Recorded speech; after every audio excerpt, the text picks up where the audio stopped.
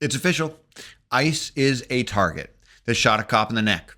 They lured him out with graffiti, ambushed a federal facility, and opened fire. This is where we're at now. Violent mobs attacking ICE detention centers and ICE agents in broad daylight. This isn't about immigration. It's about anarchy. DHS says ICE attacks are up 830%, and it's not a typo. Federal agents are being hunted, doxxed, threatened, attacked, and smeared, while the media runs cover and the Democrats fan the flames. This is Andy with TrendingPolitics.com. Hit like, subscribe, and let's get into this. All right, so the FBI has captured Benjamin Song, the man wanted for attempted murder after he and others allegedly ambushed an ICE detention facility in Alvarado, Texas last week. As you probably remember, a police officer was shot in the neck after officers were lured out when these attackers sprayed graffiti all over their cars. Now, attacks on federal agents have ramped up significantly in recent weeks. This was a scene at an immigration raid in Camarillo, California days ago. One rioter appearing to point a gun at agents there. Now, DHS says this ICE employee had rocks thrown at them during another raid in California. The agency also posting this image of a postcard that was sent to a member of ICE after a doxing incident with the words, quote, "quit your job," and expletive ICE. So we are learning now that attacks are up against these agents by 830% year over year. That according to DHS. So we came here to Dallas for a rare sit down with some of these ICE agents, some new, some veterans, to hear firsthand from those on the front lines.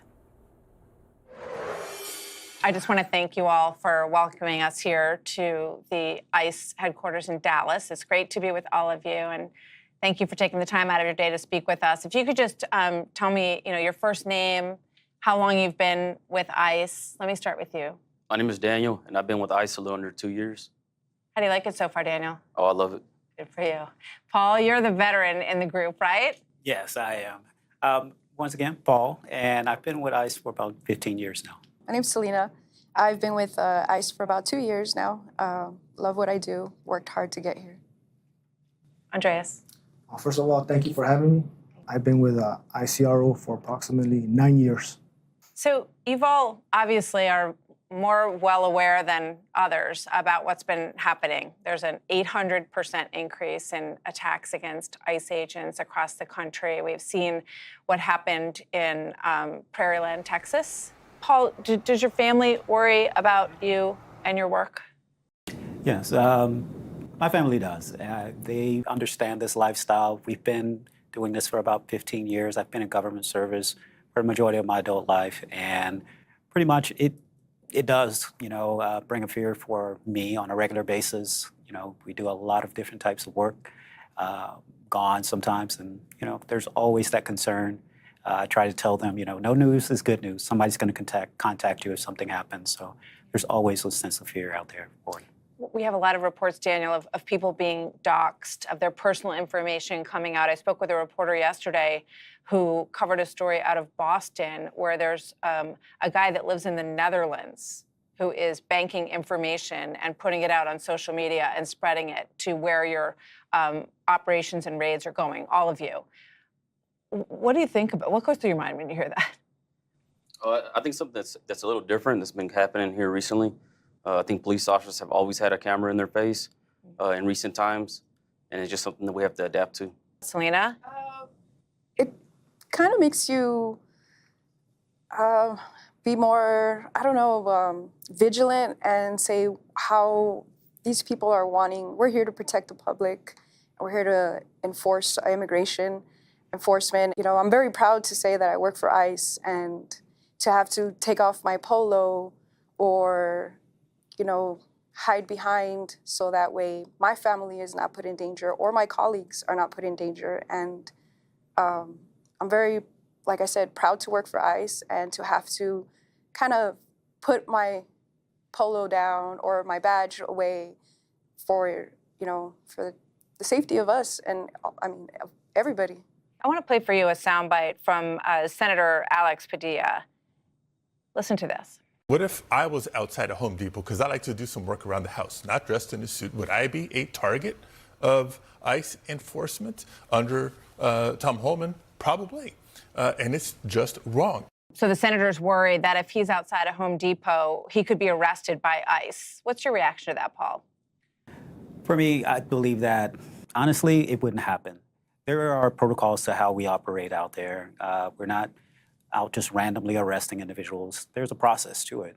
And there is an interview, there is a ask, whatever we do, we identify ourselves. And of course, we're asking for identification. We're asking them to let us know who they are. And typically, if that person can, without a doubt say that, hey, I am a U.S. citizen, we walk away. There is no one out there who are criminals. We're not criminals out there just randomly picking up people. There is a process to how we operate out there on the streets. So the suggestion is that the operations are just roving, driving around, rounding people up. What do you say to that, Andres? I would say that's not accurate. We have our targets. We know who we're going to pick up, and we have our plan beforehand. We don't just go out there and look for anybody. We know who we're looking for. What do you think about Senator Padilla is also among some other lawmakers who believe that you should never be masked. We do see officers who are sometimes, agents who are sometimes wearing masks.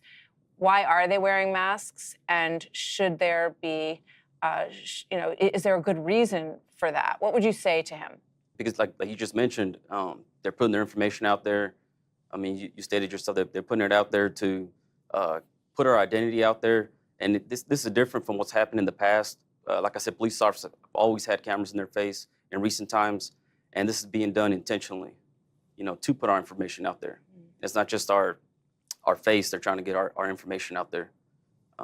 It's a way of attacking the agency. There are officers here who have been attacked. There are officers who have families, and they are well known in their communities. And they operate in a way to whereas many people don't let their families, don't let other family members know, don't let their community know that they work for ICE. There is a sense of danger. The mask is a sense of security for them, and they feel as though, many of them own businesses. They do things outside of ICE.